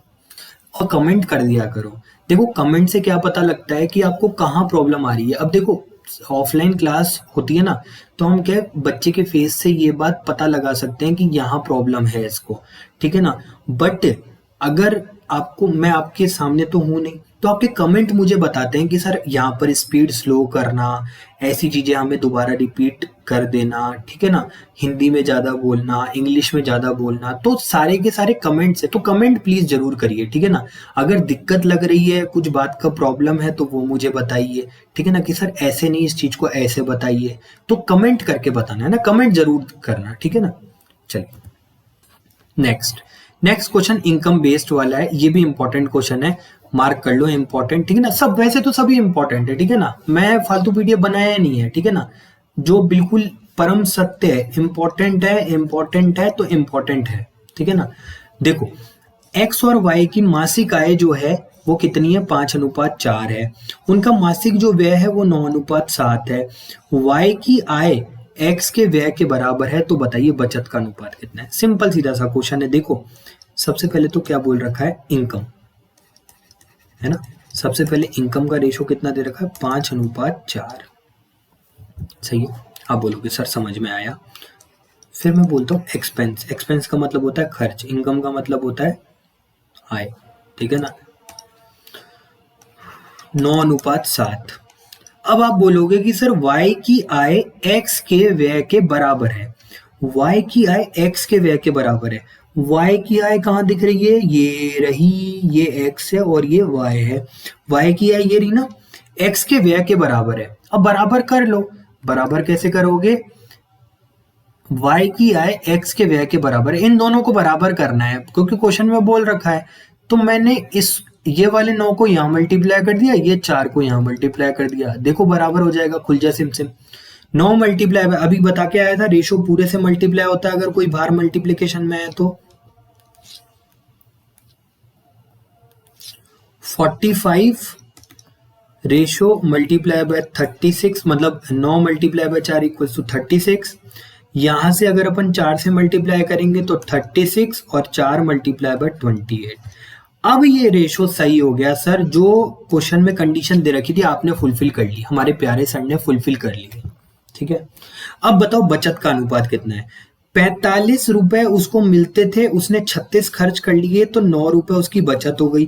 क्या ये वाला तो कल मैं बता के आ चुका था क्या आपको कि इनकम बराबर एक्सपेंसेस प्लस सेविंग।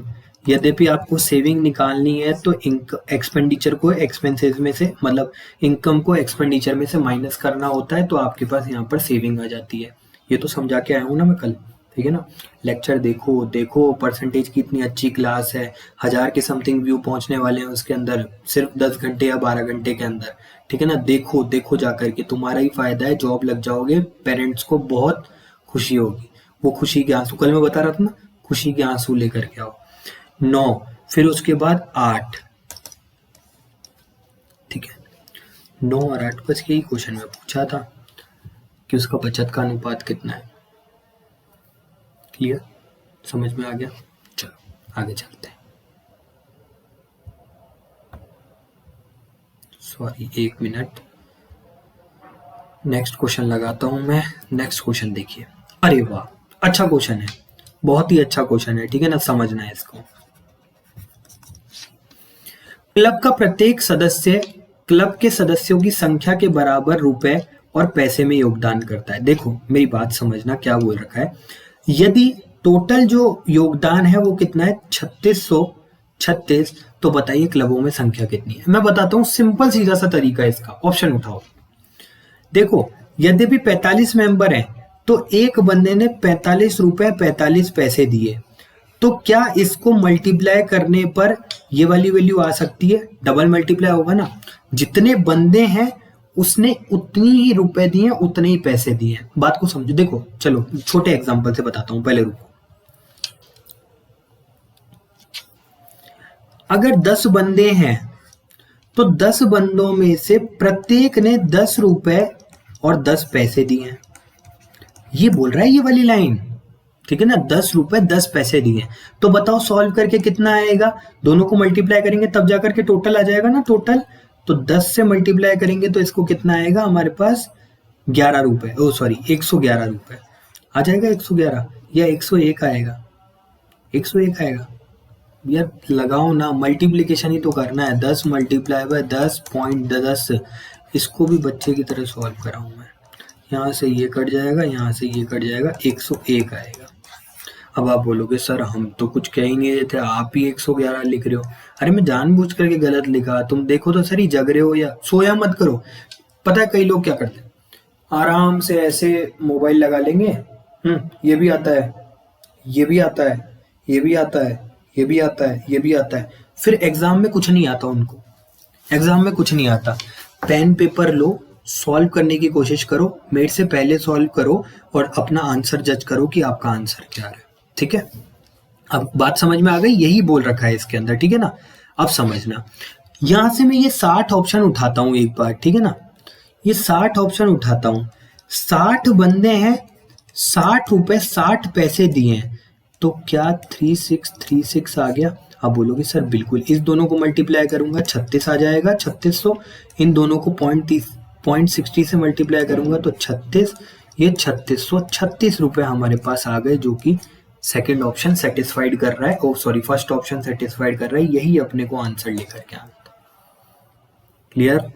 18 बटन, 19वां, ठीक है, 19वें में अपन बात करते हैं क्वेश्चन की। अब ये वाला क्वेश्चन इंपॉर्टेंट है, वैसे सारे इंपॉर्टेंट है, अच्छे अच्छे क्वेश्चन लेकर के आया हूं मैं, पर ये थोड़ा सा ज्यादा इंपॉर्टेंट है। ठीक है, कैसे इंपॉर्टेंट है समझना। तबीयत खराब हो रही है मेरी, ठीक है ना, पर मैंने 1 घंटे से पानी नहीं पिया तुम्हारे लिए सिर्फ, ठीक है ना।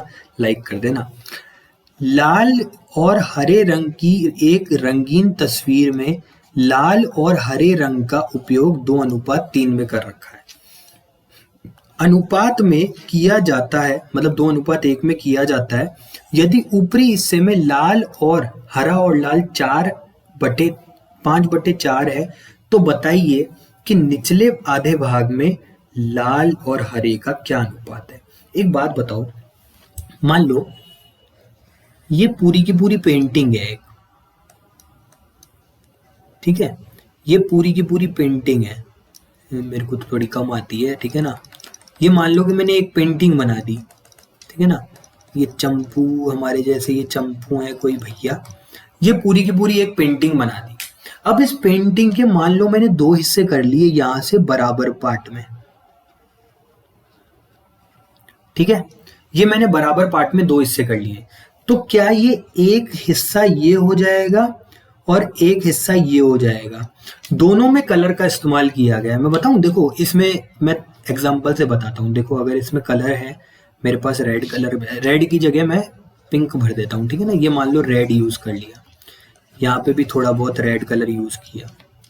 फिर उसके बाद नेक्स्ट बोल रहा है ग्रीन, ग्रीन भी है हमारे पास, तो यहाँ पर मैंने थोड़ा सा ग्रीन इस्तेमाल किया, यहाँ पर भी मैंने ग्रीन इस्तेमाल किया।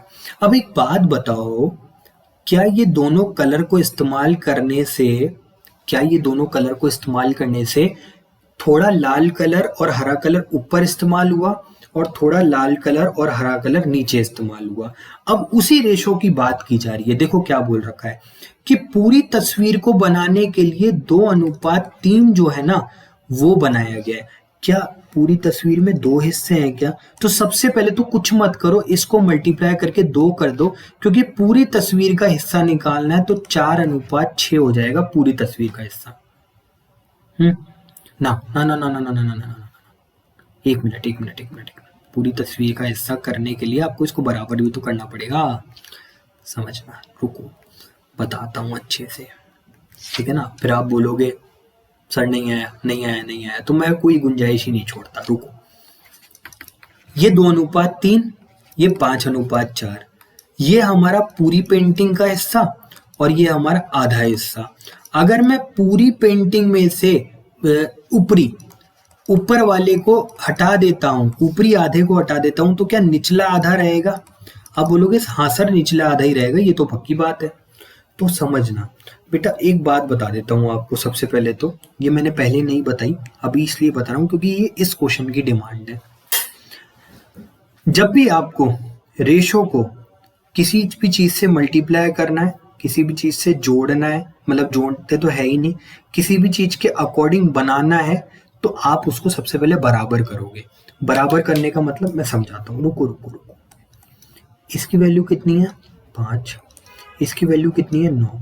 सबसे पहले आप इन दोनों को बराबर करो। कैसे करते हैं सर बराबर?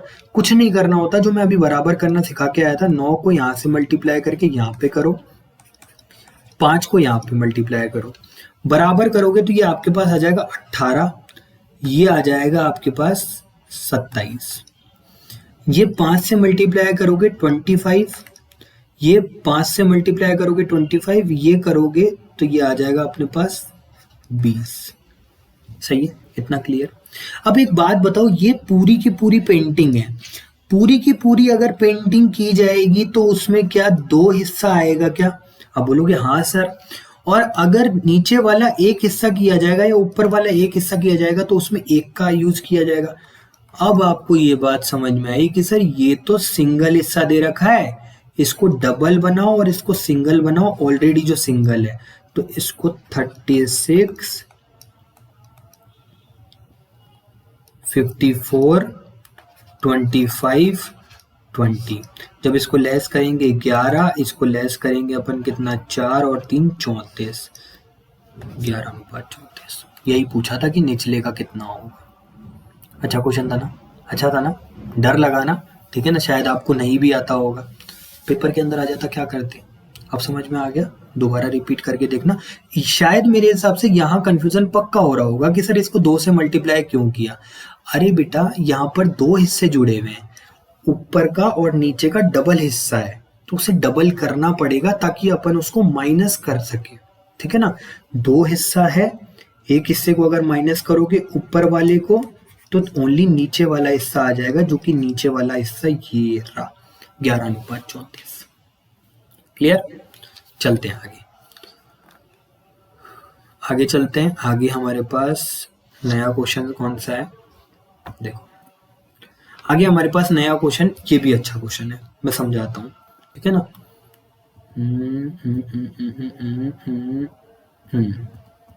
मैं बताता हूँ, देखो कौन सा था, ये वाला था ना, ये वाला क्वेश्चन बताता हूँ। देखो कैसे कैसे करना है इसको समझना। एक बात बताओ, ऐसा क्वेश्चन मैं करा चुका हूं, बस ये लैंग्वेज चेंज करके आ चुका है, बताता हूं देखो कैसे। एक बात बताओ, सबसे पहले क्वेश्चन को पढ़ते हैं। ए और बी की आय का अनुपात 3:5 है, जबकि उनकी व्यय का अनुपात 4:7 है। ए और बी क्रमशः 16,000 और 26,000 रुपए की बचत करते हैं, तो बताओ व्यय के बीच में अंतर कितना है। अब देखो समझना, मैंने अगर आपसे ये बात बोला कि माना वह खर्चा करते हैं x, तो सबसे पहले a का जो खर्चा होगा वो होगा 4x और b का जो खर्चा होगा वो हो जाएगा 7x। अब मैं कल आपको एक चीज बता के आ चुका था कि इनकम बराबर एक्सपेंडिचर प्लस सेविंग, क्या ये होता है? सही बात है, ये होता है ना। तो आय बराबर खर्चा प्लस बचत, खर्चा प्लस बचत, 4x 7x। 4x में अगर अपन उसकी बचत जोड़ दें a की, और 7x में अगर अपन बचत जोड़ दें किसकी, b की, तो क्या ये रेशो 3/5 इनकम के बराबर हो जाएगा। ये a की इनकम, ये b की इनकम का रेशो। डन, पक्का। सॉल्व कर लेते हैं, सॉल्व करो इसको, क्रॉस मल्टीप्लिकेशन करो, 5 20x प्लस यहां से मल्टीप्लाई किया इसको 80,000, यहां से इसको मल्टीप्लाई किया 21x, यहां से इसको मल्टीप्लाई किया 78x को 78,000। जब अपन इसको यहां पर लेकर के आएंगे, इसको यहां पे लेके आएंगे, तो x की वैल्यू आपके पास सॉल्व करने के पास आएगी 2000, और ये 2000 जो है ये x की वैल्यू है। अब एक बात बताओ, आपने खर्चा जो है ये खर्चा माना था ना x को, है ना, इन दोनों के अंतर कितना आ रहा है 3x का, एक x की वैल्यू अगर 2000 है तो 3x की वैल्यू 6000, आपका आंसर आ गया। आ गया, डन। अब देखो, आप बोलोगे कि सर ये वाला तरीका नहीं करना, तो मैं दूसरा तरीका भी बता देता हूं, जिसको अपन क्रॉस मल्टीप्लिकेशन मेथड कहते हैं। क्रॉस मल्टीप्लिकेशन मेथड कहते हैं, ठीक है ना। देखो कैसे समझना, यहां पर अपने पास 3:5 दे रखा है, क्या आय, यहां पर इसका ही अनुपात 4:7 दे रखा है व्यय। यहां पर अगर अपन इसमें से बचत माइनस कर देंगे 16,000 की, तो क्या खर्चा खर्चा रह जाएगा, सही बोल रहे हो। अगर अपन आय में से बचत माइनस कर देंगे तो खर्चा खर्चा रह जाएगा।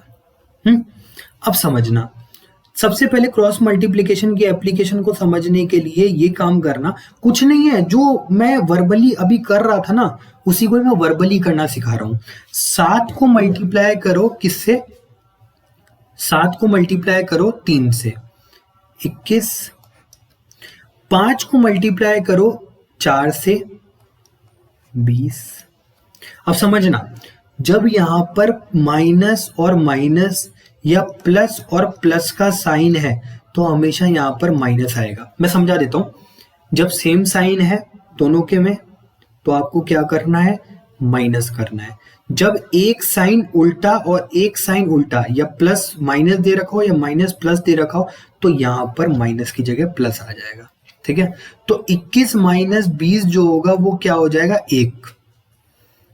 21 माइनस 20 जो हो जाएगा वो हो जाएगा 1। अब समझना, इन दोनों को मल्टीप्लाई कर दिया। अब 7 को इससे मल्टीप्लाई करो और 4 को इससे मल्टीप्लाई करो। सही कह रहा हूं? नहीं कह रहा यार। 5 मल्टीप्लाई बाय 5 से ही होगा। 5 मल्टीप्लाई बाय 26 करो। 5 मल्टीप्लाई बाय 26 करोगे 80,000। 3 मल्टीप्लाई बाय 26 करो 78,000। क्या डायरेक्ट आंसर 1 की वैल्यू 2 के बराबर आई क्या? आप बोलोगे सर बिल्कुल आई। कुछ नहीं किया, कुछ भी नहीं किया, सिर्फ वही किया जो मैंने आपको अभी लॉन्ग मेथड से बताया था, उसी को ही डायरेक्ट शॉर्ट कर दिया। अगर नहीं समझ में आ रहा इसको मत करना, बेसिक से मैं बता चुका हूँ, उसी को ही कर लेना। ठीक है, चलो आगे आगे चलो। हाँ, ये वाला क्वेश्चन सेम टाइप का है, इसको घर पर ट्राई करना। बिल्कुल सेम है जो मैंने अभी बताया था ना, वही का वही सेम क्वेश्चन है, प्रैक्टिस के लिए डाल रखा है। आप इसको सॉल्व करना, नहीं आया कमेंट में बताना, मैं अगली वीडियो में डिस्कस करूंगा। ओके। हाँ यार, मतलब मैं क्वेश्चन कहाँ से लेकर के आया हूँ, मुझे खुद ही समझ में नहीं आ रहा। इतने इंपॉर्टेंट और इतने बढ़िया बढ़िया क्वेश्चन आ रहे हैं। एक सोने को 3 हिस्से में टूट दिया जाए, मतलब एक सोना 3 हिस्से में टूट गया है। इन तीनों हिस्सों के वजन का अनुपात 3:4:5 है। सोने की कीमत इसके वजन के वर्ग के अनुक्रमानुपाती है। यदि ये सोना टूटने पर 23,500 का नुकसान करता है तो सोने की मूल कीमत बताइए। क्वेश्चन कम समझ में आया होगा। देखो, सबसे पहले तो अनुक्रमानुपाती का मतलब क्या होता है, ये बात को समझना। अनुक्रमानुपाती का मतलब होता है कि अगर एक चीज बढ़ेगी तो दूसरी चीज भी बढ़ेगी, और इससे उल्टा होता है व्युत्क्रमानुपाती। व्युत्क्रमानुपाती इसका मतलब होता है कि एक चीज अगर घटेगी तो दूसरी चीज बढ़ेगी। अनुक्रमानुपाती का मतलब तो सबसे पहले ये समझो, फिर उसके बाद समझना बात को। आगे मैं समझाता हूं, देखो क्या है, कैसा है, इस क्वेश्चन के अंदर कैसे सॉल्व किया जाता है। देखो, उसका वजन जो है वो 3:4:5 है। सोने की कीमत इसके वजन, मतलब टूट गया और टूट करके वो 3 हिस्सों में बिखर गया। अगर वो टूटा नहीं होता तो मुझे बताओ उसके कितना हिस्सा होता टोटल। आपने बोला कि सर 12 हिस्सा होता, पर अगर वो टूट गया, अगर वो टूट गया तो सोने की कीमत इसके वजन के वृत्त के वर्ग के व्युत्क्रमानुपाती होता है। तो इसका वर्ग चाहिए अपने को, तो वर्ग 9, 16 और 25। 9, 16 और 25, और अगर ये टूटा नहीं होता तो इसका वर्ग कितना होता, 144। अब अगर ये टूटा नहीं होता तो ये 144 के हिस्से में जाता, और अगर जब ये टूट गया तो 9, 25 टोटल हो जाएगा 50। ठीक है, टोटल हो जाएगा 50, यही है। सॉल्व कर लेते हैं। 4 और ये 94 आ गया। क्लियर है ना, पक्का? देखो मेरे को कम आता है, ठीक है ना, तुम देख लो अपने हिसाब से, मैं तो कुछ उल्टा सीधा कर देता हूँ, गलत वलत, ठीक है ना। तो 94 हिस्से का आपका नुकसान हो गया। सर आप बोलोगे कुछ समझ में नहीं आ रहा, अभी समझाता हूँ, देखो दोबारा समझाता हूँ। भाई देखो, अगर वो टूटता नहीं तो 3, 4 और 5 के हिस्से नहीं होते, तो वो पूरा कंबाइंड जो होता वो 12 के अनुपात में होता। अगर वो टूट गया तो वो टूट करके वो 3, 4 और 5 के हिस्से में बट गया, और वो 144 हिस्से में नहीं बटा, मतलब 144 उसका होता अगर वो टूटता नहीं तो हम 3:4 और 5 अनुपात की बात करते हैं, तो 9, 16 और 25, 9, 16 और 25 अगर अपन बात करें तो ये हमारे पास वर्ग के अनुपात में होएगा, वर्ग के अनुक्रमानुपाती में इसका वजन चला गया। अब समझो, जब अपन 144 और 50 में से माइनस करेंगे तो 94 नुकसान हो गया। जब नुकसान हो गया तो 144, 50, 4, 94 का नुकसान 23,500 के बराबर है, जो कि हमारी वैल्यू दे रखी है 94 के अकॉर्डिंग। और हमारे पास एग्जैक्टली जो आंसर है वो क्या है, ये है। चलो सॉल्व कर लेते हैं। सॉल्व करेंगे तो इसको यहाँ पर कितना आएगा, 47, और ये आ जाएगा 72। सही है, ये हमारे पास आएगा 5 बार, और 72 मल्टीप्लाई बाय 500 इक्वल्स टू 36,000 हमारा आंसर आएगा। ये सॉल्व हो गया, ठीक है, इजी है। अच्छा क्वेश्चन है ना, अच्छा ही अब करा रहा हूँ, ठीक है ना, क्योंकि इजी इजी करके तो बेवकूफ़ बनाया जाता है, इजी इजी नहीं करते, अच्छे क्वेश्चन भी करते। नेक्स्ट दो क्वेश्चन और बचे हुए हैं, ठीक है ना, फिर आपका रेशो खत्म हो जाएगा। ऑलमोस्ट सारी वैरायटी कवर कर ली है, कोई भी वैरायटी छोड़ी नहीं है। कोई भी प्रैक्टिस की बुक ले लेना और प्रैक्टिस करना, कोई क्वेश्चन नहीं छूटेगा, ठीक है। हर टाइप का क्वेश्चन करा दिया है, ये इंपॉर्टेंट टाइप है, ठीक है ना, आएगा पक्का पेपर के अंदर छपेगा। एक बैग में 50 पैसे, 25 पैसे और 10 पैसे के कुल सिक्के, 10 पैसे के सिक्के 7, 8 और 3 के अनुपात में हैं। यदि बैग में कुल 87 रुपए हैं तो बताइए 10 पैसे के सिक्कों की संख्या कितनी होगी। अब समझना बात को, देखो क्या है, एक बैग है, मान लो एक छोटा बैग है, उसके अंदर 50 पैसे के भी सिक्के हैं, 25 पैसे के भी सिक्के हैं और 10 पैसे के भी सिक्के हैं। सिक्कों का अनुपात कितना दे रखा है, देखो दो चीजें होती है, एक तो होता है सिक्कों का अनुपात और एक होता है रुपयों का अनुपात। दो चीजें होती हैं इसके अंदर, एक तो होता है सिक्कों का अनुपात और एक होता है रुपयों का अनुपात। अगर मैं सिक्कों के अनुपात की बात करता हूं तो सिक्कों का अनुपात है 60:8:3। पर एक बात बताओ, देखो मेरी बात समझना, अब मैं कल से आपको एक चीज समझा करके आ चुका हूं कि भाई जिसकी एग्जैक्ट वैल्यू है ना अपने पास, उसी पे ही फोकस करो कि उसी का ही बराबर रेशो मिल जाए। हमारे पास एग्जैक्ट वैल्यू कितनी है, 87 रुपए की है ना, पर आपके पास अनुपात किसका है, सिक्कों का अनुपात दे रखा है। क्या इससे आप कुछ कर सकते हो, आप बोलोगे सर कुछ नहीं कर सकता। पर मैं अगर आपको एक लाइन बोलता हूं कि मुझे अगर रुपयों का अनुपात पता लग जाए तो क्या मेरे पास एग्जैक्ट वैल्यू और अनुपात दोनों आ जाएंगे और आप इसको सॉल्व कर लोगे। बोलोगे बिल्कुल सर, फिर मैं सॉल्व कर लूंगा। तो एक बात बताओ, 50 पैसे के अगर 7 सिक्के हैं तो आपके पास पैसे कितने होंगे, रुपए कितने होंगे। तो आप बोलोगे सर इसको 2 से डिवाइड कर दो। क्यों, क्योंकि 7 अगर सिक्के होंगे तो उसका आधा पैसा होगा। मतलब एक बात मानो कि अगर आपके पास 7 सिक्के हैं 50 पैसे के, तो आपके पास रुपए कितने होंगे, आप बोलोगे सर 3.5 रुपए होंगे मेरे पास, इसलिए मैंने 2 से डिवाइड कर दिया। अब एक बात बताओ, 25 पैसे के अगर आपके पास 8 सिक्के हैं तो आपके पास रुपए कितने होंगे, आप बोलोगे सर 8 को 4 से डिवाइड कर दो। मैं डायरेक्ट क्यों नहीं लिख रहा हूं, अभी इस बात का जवाब दूंगा, पर थोड़ा सा सब्र रखो। 7, 8, अब उसके बाद आपके पास रेशो कितना है यहाँ पर, 3। 10 पैसे के कितने सिक्के हैं, 3 है, तो आप अगर रुपयों में कन्वर्ट करोगे 10 लिखोगे। अब क्या इसको सॉल्व किया जा सकता है, आप बोलोगे हाँ सर। इसलिए आपने, क्योंकि ये पॉइंटों के अंदर कैलकुलेशन चली जाती, इसलिए आपने लास्ट में इसको एलसीएम के लिए छोड़ रखा है। अब मैंने इसको बनाना सिखाया था परसेंटेज में भी, 2, 4 और 10 का एलसीएम लो तो कितना आएगा, 20 आएगा। बस सॉल्व कर लो, कितना आया, इसको मल्टीप्लाई करेंगे अपन तो 10, 70, इसको अगर डिवाइड करेंगे 20 से तो 5, 5 मल्टीप्लाई बाय 40 और 10 से अगर इसको करेंगे तो 2, ये आ जाएगा 6।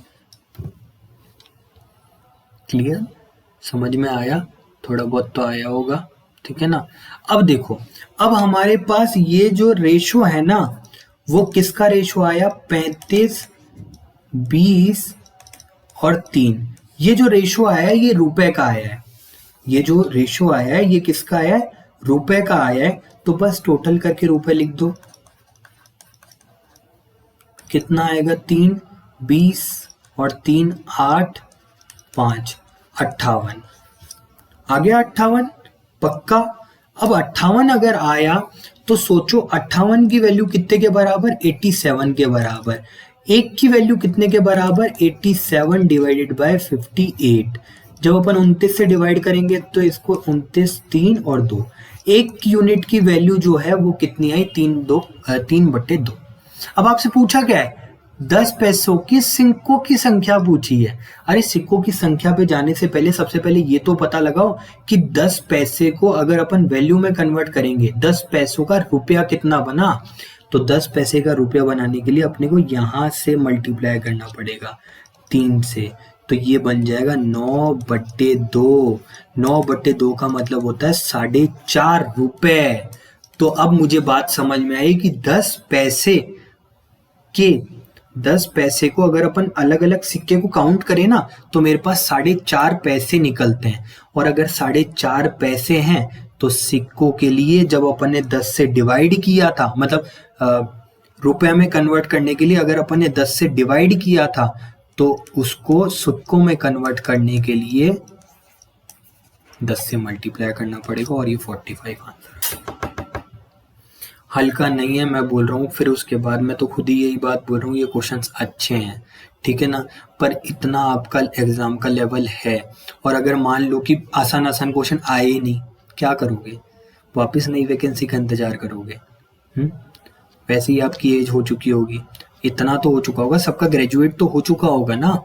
ग्रेजुएट होने के बाद तो एक इंसान उम्मीद कर सकता है आपसे कि भाई अब आप सैलरी कमा करके दोगे, इसलिए थोड़ा सा पढ़ लो, ठीक है ना।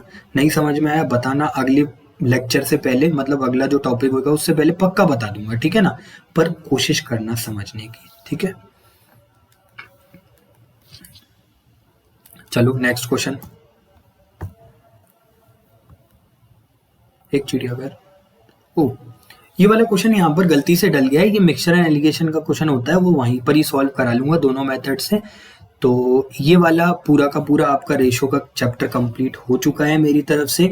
आप प्रैक्टिस लगाना, मैं बोल रहा हूँ, आप मुझे थोड़ा सा टाइम दे करके देखो, आप प्रैक्टिस लगाओ, आप अपने मॉक लगाओ। अगर आपको यहाँ से क्वेश्चंस देखने को नहीं मिले तब आप मुझे कमेंट कर देना कि सर हमको कुछ नहीं मिल रहा, ठीक है। अच्छे से पढ़ लो, थोड़ा सा टाइम है, बहुत अच्छी तैयारी करनी है, बहुत अच्छी, ठीक है ना। मैं आपके साथ हूँ, ठीक है ना।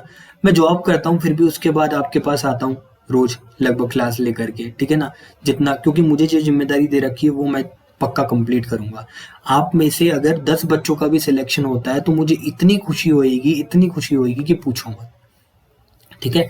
इसकी जो पीडीएफ है वो आपको द एग्जाम हेल्पर जीके पर मिल जाएगी। आपको पीडीएफ जो भी कंटेंट्स वगैरह होता है सब इसी के ऊपर डल रहा होता है, तो इसको सब्सक्राइब कर लो, ठीक है ना।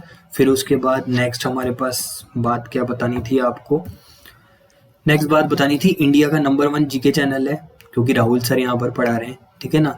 राहुल मैं हूं ना, ठीक है ना, तो टेंशन नहीं, ठीक है ना, पढ़ते जाओ अच्छे से, ठीक है ना। इसके ऊपर लगभग 5,500 सब्सक्राइबर हो चुके हैं। सब्सक्राइब कर दो चैनल को, ठीक है ना, प्लीज, ठीक है ना, सब्सक्राइब कर दो। और भी बाकी सारे के सारे वीडियोस आते रहेंगे, पूरा मैथमेटिक्स मैं इस पे पढ़ाऊंगा। ये हमारा और दूसरा चैनल है, ये वाले चैनल का नाम है द एग्जाम हेल्पर ओनली। यहाँ पर जीके है, यहाँ पर हम सारे के सारे कंटेंट प्रोवाइड कराते हैं, वीडियोस वगैरह, और भी जो इम्पोर्टेंट अपडेट वाला जो चैनल है वो ये वाला है, ठीक है ना, द एग्जाम हेल्पर। और जितनी भी वीडियोस वगैरह प्रोवाइड होती है वो इसी के ऊपर प्रोवाइड होती है।